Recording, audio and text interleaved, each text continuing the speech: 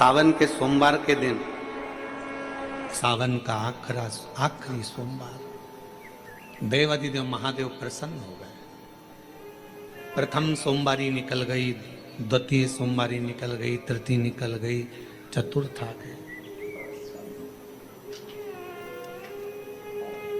सोमवारियां निकलती चली गई। सावन का आखिरी सोमवार, देवादिदेव मालूम होगा कि ये सोमवार की है, सोमवार का दिन, सावन के महीने का सोमवार इतना प्रसिद्ध क्यों है? श्रावण के महीने के सोमवार का इतना महत्व क्यों होता है?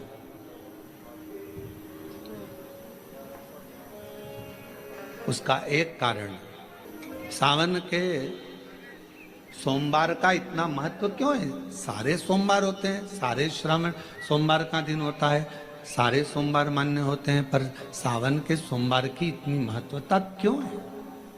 किस लिए? और शायद हमको लगता है कि जितने भी आस्था चैनल पर कथा सुन रहे हैं, जितने फेसबुक यूट्यूब पर कथा सुन रहे हैं, जितने आपने अपने मोबाइल पर सोशल मीडिया में कथा सुन रहे हैं, हमारे को लगता है कि उनको भी नहीं मालूम होगा कि सावन के सोमवार की इतनी महत्वता क्यों है। किस लिए? सावन के सोमवार की महत्वता इसलिए है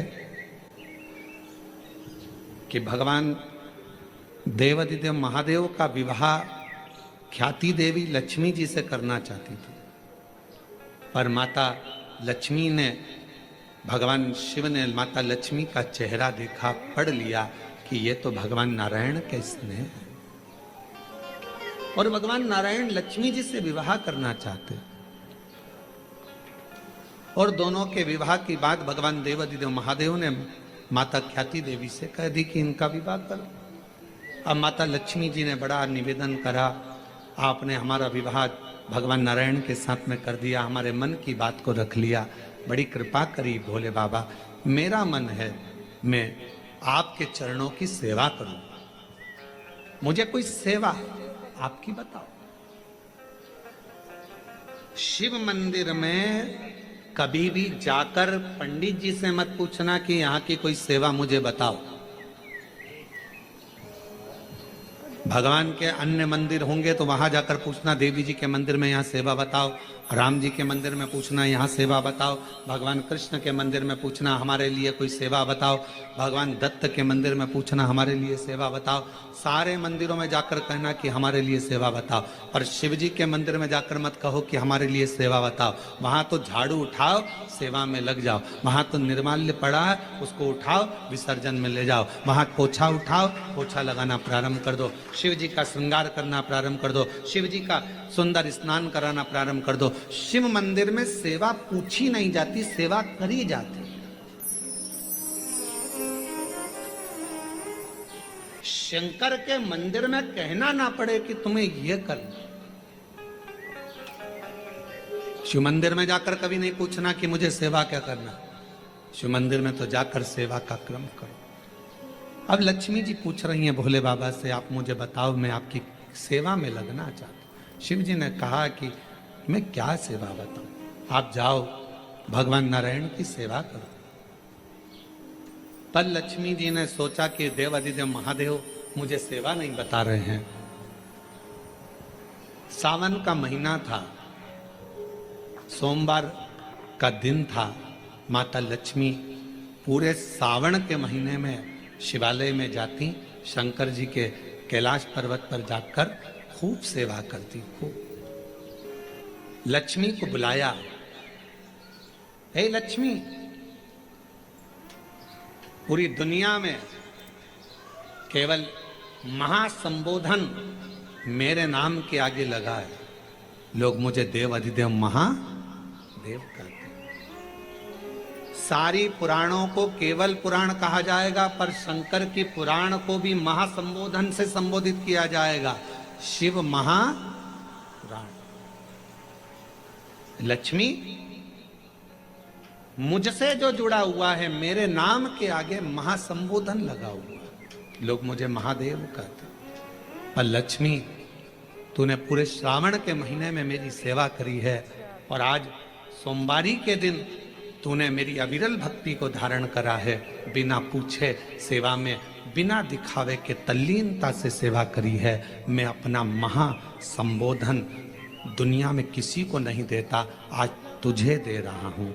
और लक्ष्मी केवल लक्ष्मी नहीं रही, उस दिन से लक्ष्मी माँ लक्ष्मी। लक्ष्मी केवल लक्ष्मी नहीं रही, उस दिन लक्ष्मी महालक्ष्मी के संबोधन से प्रकट हो। आज महासंबोधन लक्ष्मी जी को अगर किसी ने दिया तो भगवान देवाधिदेव महादेव ने दिया। और वह महासंबोधन कब मिला? सोमवार की इस श्रावण के सोमवारी के दिन जो हम व्रत करते हैं, साधना करते हैं, उपास करते हैं, अर्चना करते हैं। पूरे वर्ष आप सोमवार का व्रत करते हैं कि नहीं करते वो पता नहीं, पर सावन के महीने में 4-5 जो भी सोमवार पड़ जाएं, अगर उस पर अगर आपने व्रत कर लिया, व्रत को धारण कर लिया या शिवालय के जाकर भगवान शंकर की आराधना कर ली, तो पूरे वर्ष के सोमवार का फल सावन के महीने के 5 या 4 सोमवार में प्राप्त हो जाए। श्रावण के सोमवार की इतनी महत्वता है। सावन के सोमवार का महत्व क्या है, कोई आपसे पूछे तो आपको बताना चाहिए कि इस दिन लक्ष्मी को महालक्ष्मी कहा गया। शिव जी ने सफल, शिव के दरवाजे पर जाकर केवल आप सेवा करो, शिव के दरवाजे पर जाकर आप केवल जल अर्पित करो, शंकर जी की चौखट पर जाकर आप नमन करो, देवाधिदेव महादेव के शिवालय में जाकर प्रणाम करिए। भगवान शंकर की चौखट पर द्वार पर अगर आप जा रहे हो, 3 चीजें आपको मांगना नहीं पड़ेगी। जैसे लक्ष्मी जी ने शिव जी से नहीं मांगा कि मुझे महासंबोधन दो, लक्ष्मी जी ने नहीं मांगा कि मुझे भगवान विष्णु दो, लक्ष्मी जी ने नहीं मांगा कि मुझे ये देना। लक्ष्मी जी तो शंकर भगवान की सेवा में लग गई, तो लक्ष्मी जी को 3 चीजें अपने आप मिल गई। एक शांति हृदय की, दूसरा दिशा लक्ष्मी जी को कहाँ जाना है, और तीसरे नंबर पर सफलता। माता लक्ष्मी केवल लक्ष्मी नहीं रही, उनको महालक्ष्मी कहा गया। अभी तो कितना सुंदर है सावन का महीना, और वो महीना जो भगवान शंकर को सबसे ज्यादा प्रिय है, बहुत प्रिय। कारण माँ सती, माँ उमा, माँ कात्यायनी, माँ कुष्मांडा, माँ स्कंदा, माँ महागौरी, जितनी जितनी माता पूर्व में हुई हैं, जो शिव जी के साथ में ब्याही हैं, शिव को जिन्होंने अपना बना लिया था, उन सभी माताओं ने सावन के महीने में शंकर भगवान को प्राप्त किया था। और शिव जी ने सावन के महीने में ही उनको अपना बना लिया था। और ये बात भगवान शिव ने स्वयं कही। स्वयं भगवान शंकर स्वयं नंदी से ये बात कहते हैं, नंदी मुझे श्रावण अति प्रिय है।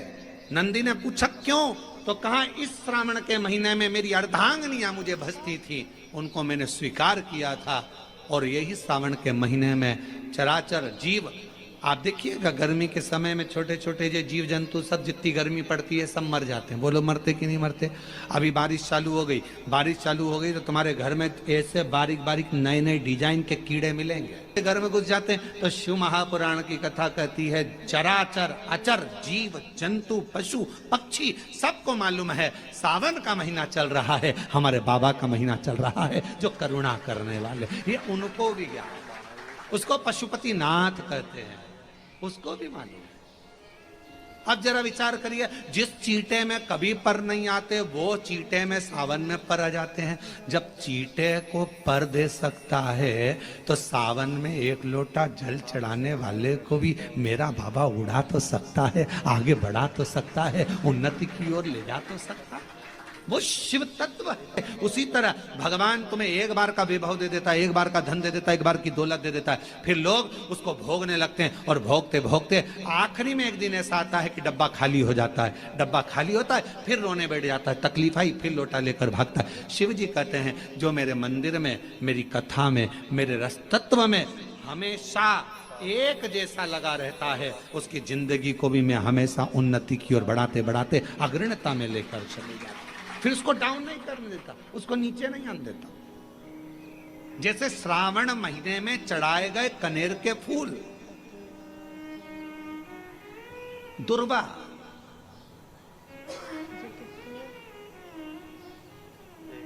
और हम सबसे कहेंगे, अब मान लो यदि कोई विशेष कोर्ट का केस चल रहा हो, कोई कोर्ट में कोई बातें चल रही हो, अदालत आदि में कोई कार्रवाई चल रही हो, कोई फाइल प्रशासनिक अधिकारियों के पास फंस गई हो और कुछ ना कुछ उसमें अपने को लगता है कि तकलीफ का प्रसंग है, तो हम कहेंगे शिव की आराधना करो, सत्यता पर जियो, और साथ में 5 दुर्वा, 1 कनेर का फूल पीला, 1 पीला कनेर, 5 दुर्वा, 5 बेलपत्र लेकर शिव जी के मंदिर में जाकर शिवलिंग पर समर्पित कर 2 लोटा जल सावन के महीने में उसी पर बेलपत्र कनेर के फूल पर चढ़ाइए। देव अधिदेव महादेव की कृपा होगी। ज़्यादा से ज़्यादा 6 महीना 7 महीना, इससे ज़्यादा निर्णय आप ही के पक्ष में आएगा और शिव की कृपा से।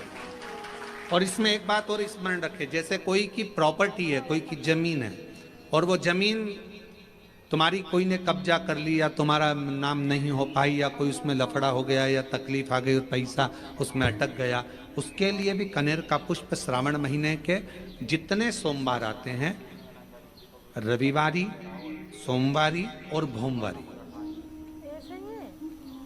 कौन कौन से बार हो गए?